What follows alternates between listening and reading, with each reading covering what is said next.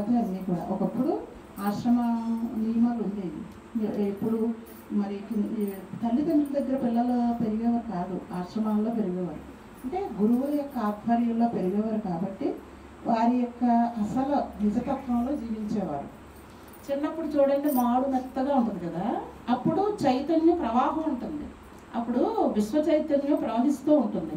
కాబట్టి పసిపిల్లల్లో అహం ఉండదు, అసలు ఏమీ ఉండదు, ఏమీ అరిషడ్వర్గాలు ఏమీ ఉండవు. అందరూ ఆనందపడిపోతూ ఉంటారు. వాళ్ళ ముఖం చూసి చిరునవ్వుతో ఆనందం. ఎందుకంటే అది మెత్తదనం చూడండి, అది ఏంటి అంటే ప్రవాహం.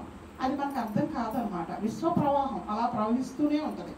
ఆ తర్వాత టెంకాయ పోతాడు, ముదురు టెంకాయ పోయినట్టు చూడండి, అప్పుడు మాడిపోతుంది, గట్టిపడిపోతుంది. గట్టిపడిపోయినప్పుడు ఆ ప్రవాహం నిద్రాణ స్థితిలోకి వెళ్ళిపోతుంది అనమాట. ఎక్కడ వెళ్ళిపోతుందంటే కుండలిని శక్తిలో నిద్రాణ స్థితిలోకి వెళ్ళిపోతుంది. అక్కడ నిద్రాణంలో ఉంటుంది. వీడు ఉపయోగించుకోవట్లేదు, మనకి ఎందుకు లేదు. ఇప్పుడు తండ్రి గారు ఉన్నారు, ఇద్దరు పిల్లలకి సరి సమానంగా డబ్బులు ఇచ్చారు. సరి సమానంగా డబ్బులు ఇచ్చి వ్యాపారం చేయండారా అని పంపించారు. పంపిస్తే ఒకడేమో నన్ను అడిగే దేవుడు, నేనే ఈయన నేను సంపాదించాలా, మా నాన్న చెప్పింది నేను ఎందుకు వెళ్తాను అని వాడు ఏం చేశాడు ఉన్నది ఖర్చు పెట్టేసుకుని తెల్లమొహం వేసాడు. ఇంకొకటి నాన్నగారు చెప్పారు, ఇంకా తెలివిగా మనం ఇంకా నడుచుకోవాలని. తండ్రి గైడెన్స్లో నాన్న ఈ రూపాయి ఏం చేయాలి, నాన్న ఇది నేను ఏం చేస్తే బాగుంటుంది అంటే అడిగాడు. వీడు అడగకుండా ఇష్టోసుడు తీయించేసాడు. ఏమవుతాడండి అలాంటిటప్పుడు అడ్డదిడ్డంగా అది. మరి ఈ అబ్బాయి ప్రయోజకుడయ్యి మరలా ఈ అబ్బాయికి సహకరించాడు. ఒక దెబ్బ తగిలిన తర్వాతే కదా మరలా మేలుకుంటాడు.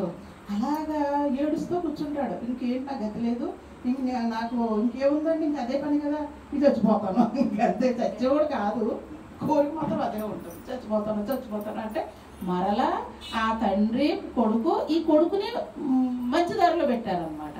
అలాగా ఈ జీవభావము తన ఇష్టం వచ్చినట్టే నడవాలనుకుంటుంది. ఆత్మభావన పరమాత్మ యొక్క గైడెన్స్లో నడుతుంది. వీళ్ళిద్దరు అన్నదమ్ములు. మనలో ఉన్న ఆత్మ, జీవుడు ఉన్నాడు కదా, ఈ జీవుడు ఇద్దరు అన్నదమ్ములు. ప్రతిబింబం అంటున్నాం కదా, ఈ ఆత్మ ఎప్పుడూ కూడా స్వతంత్రించి, అంటే ఈ పరిధిలో ఉన్న ఆత్మ అంటారు, అది పరమాత్మ యొక్క ఆధ్వర్యంలో ఈ ఆత్మ ఎప్పుడూ కూడా వ్యవహరిస్తూ ఉంటుంది. నేను చేస్తున్నాను అనేది ఉండదండి. జీవుడు నేను అంటనే ఉంటాడు ఎప్పుడు కూడా. అది ఎప్పుడు వస్తుందంటే ఈ విశ్వ ప్రవాహం ఆగినప్పుడు అంటారు. విశ్వ ప్రవాహం మనలో కట్ అయినప్పుడు ఈ అజ్ఞానం, నిన్న అనుకున్నాం కదా, నిన్న క్లాస్లో వచ్చింది. రాత్రి అంటే ఏంటి అంటే సూర్యుడి యొక్క స్థాయి, సూర్యుడి యొక్క స్థితిలో మనకు రాత్రి పగలు అనేది ఎందుకు వచ్చిందంటే సూర్యుడి దగ్గర రాత్రి లేదు, పగలు లేదు. భూమి తిరుగుతూ ఉంటే భూమి అడ్డు వచ్చినప్పుడు రాత్రి అంటున్నాం ప్లేస్ని, భూమి అడ్డు రానప్పుడు పగలు అంటున్నాం అన్నమాట. రాత్రి పగలు అనేది సూర్యమండలంలో లేదు. అలాగే మనకు కూడా సుఖ దుఃఖాలు, ద్వంద్వాలు లేవండి. అసలు ఏడవలసిన అవసరం లేదు. కానీ ఏడవకుండా ఉండకుండా ఉండకపోతున్నాం. ఏడుపు లేదే రోజు వెళ్తాం అంటే సుఖ దుఃఖాల్లో కూరుకుపోతున్నాం. ఎందుకు అంటే ఈ అజ్ఞానం అనే చీకటి, ఈ అజ్ఞానం అనేది, అహం అనేది అడ్డొచ్చేస్తుంది. అంటే ఆత్మస్థాయిలో అడ్డొచ్చేస్తుంది. ఆత్మసూర్యుడికి ఇది అడ్డొస్తుంది. అడ్డొచ్చినప్పుడు అహం అది ఒక భ్రమణ తీసుకొచ్చేస్తుంది. ఆ భ్రమలో మనం ఇంకా భయాలు సృష్టి అయిపోతూ ఉంటాయి, ఆందోళనలు వచ్చేస్తూ ఉంటాయి. అయితే గతంలోకి వెళ్ళిపోతాం, అదే భవిష్యత్తులోకి వెళ్ళిపోతాం. వర్తమానంలో ఉండాలి అంటే మనలో ఉన్న చక్ర సాధన కావాలి అంటారు. ఇప్పుడు మీకు ధ్యానం చెప్పేటప్పుడు ఇప్పుడు కొత్త రకం ధ్యానం చెప్తాను, అందరికీ ఉపయోగపడేదే, అందరూ చక్కగా చేసుకోవచ్చు, ఇంటి దగ్గర కూడా చేసుకోవచ్చు. చాలా బాగుంటుంది ఆ ధ్యానం. దాని గురించే దాని కనెక్టింగ్ అది చెప్పడం. అది ఏమవుతుందంటే మనలో ఉన్న షట్చక్రాలను మొత్తం క్లీన్ చేసుకుంటూ వెళ్ళిపోతుంది అనమాట. ముందు చెప్పుకున్నట్లుగా విశ్వానికి కనెక్ట్ అవుతాం. అంటే అసలు అది మరి తలుపులు మూసేసుకుంటే సూర్యుడి యొక్క కాంతి ఎలా వస్తుందండి? రాదు కదా. ఆ కాంతి లేనప్పుడు మనకి భయమే కదండి. ఎంత భయం! ఆ భయంలో భ్రమలు వచ్చేస్తూ ఉంటాయి. అక్కడ ఏమీ లేకపోయినా భయపడిపోతూ ఉంటాం.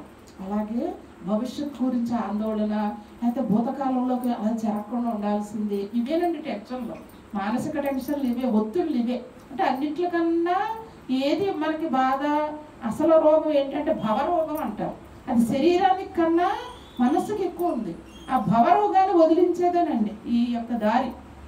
అంటే ఒక చక్కటి ఒక వేలో వెళ్ళటం అన్నమాట. అడవిలో ఒక పులి, ఆవు వెళ్తూ ఉంది, పులి తినేస్తానికి అది వెళ్ళిపోతూ ఉంది.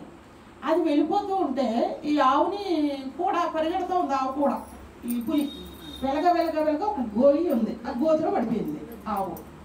ఆ గొయ్యి ఊపి అనమాట, లేవలేదు. ఈ పులి కూడా పడిపోయింది. కొంచెం డిస్టెన్స్లో ఉన్నారు రెండు కూడా. ఇప్పుడు ఇది కదలలేకపోతుంది, అది కదలలేకపోతా ఉంది. ఆవు అడిగింది, నీకు యజమాని ఉన్నాడా? నాకు నేనే యజమాని, నాకు నేనే రారాజుని అంటది. అయితే నీ కర్మ, నేను ఎవరో రక్షించలేరు, నాకు యజమాని ఉన్నాడు, నా కోసం వస్తాడు అంది గర్రనగా. నిజంగానే వచ్చాడు యజమాని, ఆవును తీసుకెళ్ళిపోయాడు. ఈ పులికి దారి లేదు, ఎవరు తీసుకెళ్ళలేదు అని ఊరికి పోయి చనిపోయింది. అహంలో జీవించే జీవన విధానం గురించి చెప్తొచ్చారు ఆ కథని. అహం అనే జీవితంలో మనం అలా జీవించకూడదని చెప్పేది ఒక గురుతత్వం ఒకటే.